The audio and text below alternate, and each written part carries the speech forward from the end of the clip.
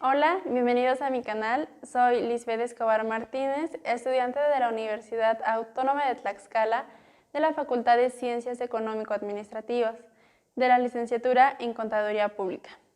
Y bueno, el tema de hoy es sobre la ley del impuesto al valor agregado. Comenzamos.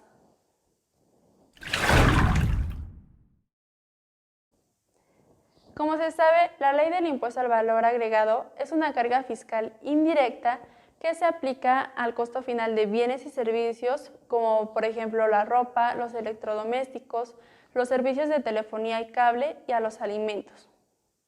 Por lo cual, las personas físicas y morales están obligadas al pago de este impuesto.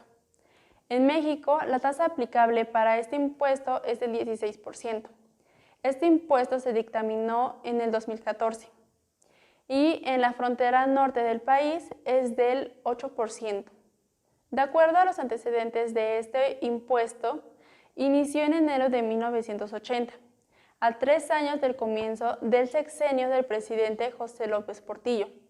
En ese entonces, la tasa era del 10% en general y a los alimentos no se les aplicaba ningún impuesto.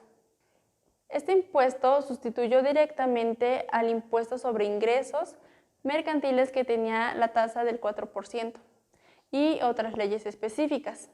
Sustituye a un impuesto en cascada que por su efecto acumulativo encarecía el producto al consumidor final. De 1980 a 1982, la tasa del IVA era del 10% general y el 0% a todos los alimentos. La tasa preferencial fronteriza era del 6%.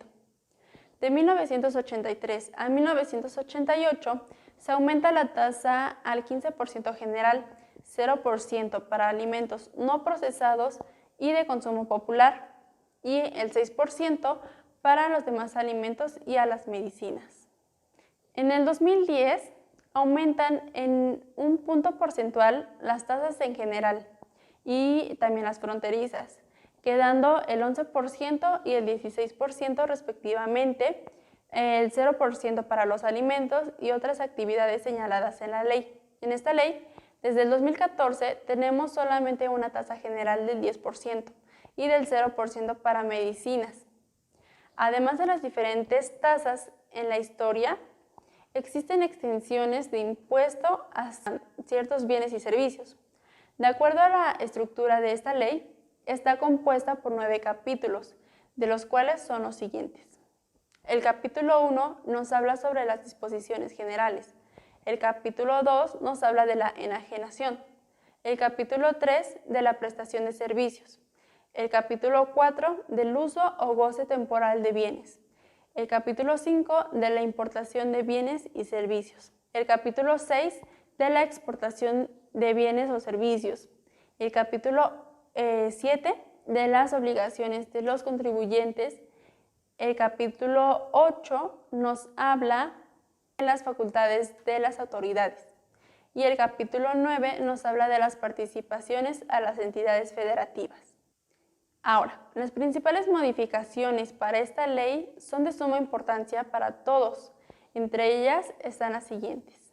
Se realizará la retención del 6% de IVA o del 3% de IVA a los prestadores que cumplan con las disposiciones aplicables a las zonas fronterizas, siempre que el personal que preste el servicio esté a disposición del contratante y que el servicio sea prestado a personas físicas con actividad empresarial.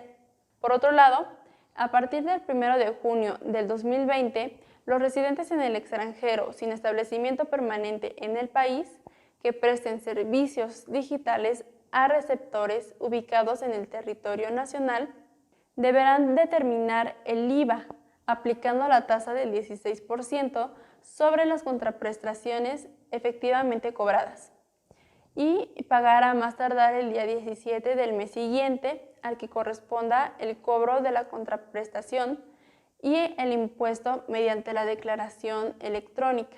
Las personas morales obligadas a retener el IVA a personas físicas, a prestadoras de servicios personales independientes o arrendadoras de bienes podrán optar por no proporcionar el comprobante fiscal correspondiente a la retención de ese impuesto, siempre que la persona física les expida un comprobante fiscal que cumpla con los requisitos señalados en el Código Fiscal de la Federación y que indique expresamente el monto del impuesto retenido.